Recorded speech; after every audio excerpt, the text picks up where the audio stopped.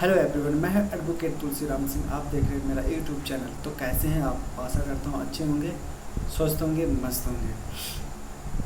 तो आज का आपका आज का दिन कैसा रहा? नवरात्रि का पहला दिन है, तो आशा करता हूँ अच्छा होगा।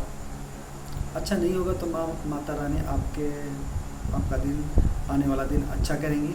हम बात कर रहे हैं आज एक बहुत ही अहम टॉपिक है जिस पे हम बात करने जा रहे हैं। क्या क्या पहली अग्रिम जमानत की याचिका खारिज होने के बाद में क्या हम दूसरी अग्रिम जमानत की याचिका सुनवाई योग्य होती है कि नहीं होती?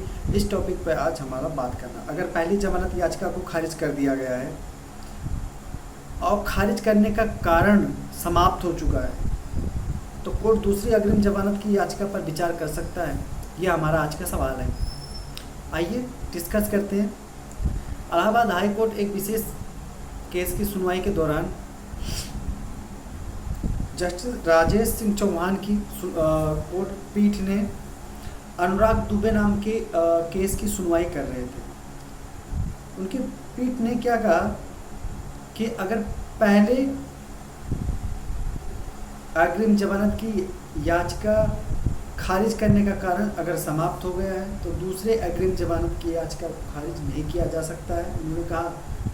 और हाँ, उन्होंने कहा कि हम जानते हैं कि जो माननीय सुप्रीम कोर्ट महोदय ने अपने विशेष केस की सुनवाई के दौरान ऐसा बोल चुके हैं, बता चुके हैं, कह चुके हैं। अब जो अनुराग दुबे थे उनके ऊपर केस क्या लगा हुआ था? 147, 148, 149 और 307 के तहत मामला दर्ज किया गया था। पहली जमानत याचिका को खारिज कर दिया गया था। इस तथ्य के मद्देनजर खारिज कर दिया गया था कि सीआरपीसी की धारा 82 एक उद्घोषणा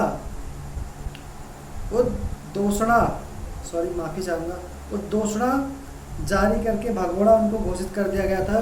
सीआरपीसी की सेक्शन 82 8 अक्टूबर 2022 को, और उनकी जो जमानत याचिका थी उसको खारिज कर दिया गया था। लेकिन 28 अक्टूबर को वह समय समाप्त हो गया। 28 अक्टूबर 2021 को वो समय समाप्त हो गया और 482 सीआरपीसी के तहत उसी याचिका को स्वीकार कर लिया गया। लेकिन ध्यान रहे, रीज़न कुछ और था। इसलिए सीआरपीसी की धारा 82 के तहत उद्घोषणा के आदेश को रद्द कर दिया गया और 28 अक्टूबर 2021 को आदेश समाप्त हो गया। फिर भी याची उच्च न्यायालय याची ने क्या किया? उच्च न्यायालय में चला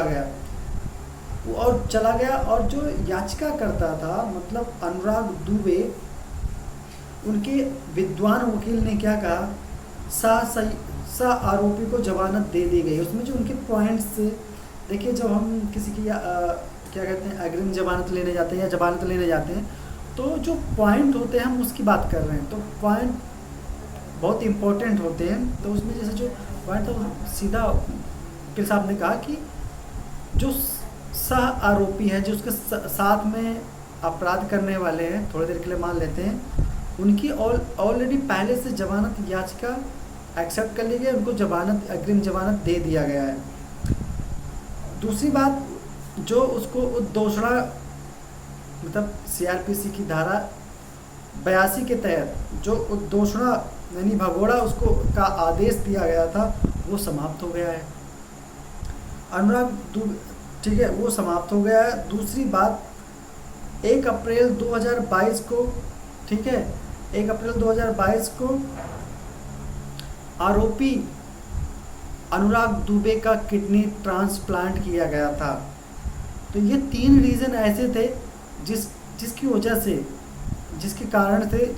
से माननीय इलाहाबाद हाई कोर्ट को इस पॉइंट पे दोबारा विचार करने के लिए विवश होना पड़ा कि सही है। क्योंकि देखिए, जब खास तौर पर छोटी मोटी बीमारी नहीं थी, किडनी ट्रांसप्लांट हुआ था, तो उस समय उस व्यक्ति को एक अकेले सुरक्षित कमरे में या जगह पर रखना बहुत ज़रूरी था, क्योंकि उसको इन्फेक्शन हो सकता था और उसमें उसकी जान जाने की खतरा थी। इसलिए इलाहाबाद हाई कोर्ट ने कहा कि अगर पहली जमानत याचिका खारिज करने का कारण समाप्त हो गया है तो दूसरी अग्रिम जमानत की याचिका पर विचार किया जा सकता है। तो दोस्तों, कैसी लगी इन्फॉर्मेशन और कैसी लगी ये? अगर आपको अच्छी लगी हो तो लाइक करना, और हाँ, अगर अच्छी ना लगे तो डिसलाइक ज़रूर कर देना, और चैनल पर नए हैं तो सब्सक्राइब कर देना। फिर मिलूंगा एक नई वीडियो के साथ, तब तक के लिए जय हिंद।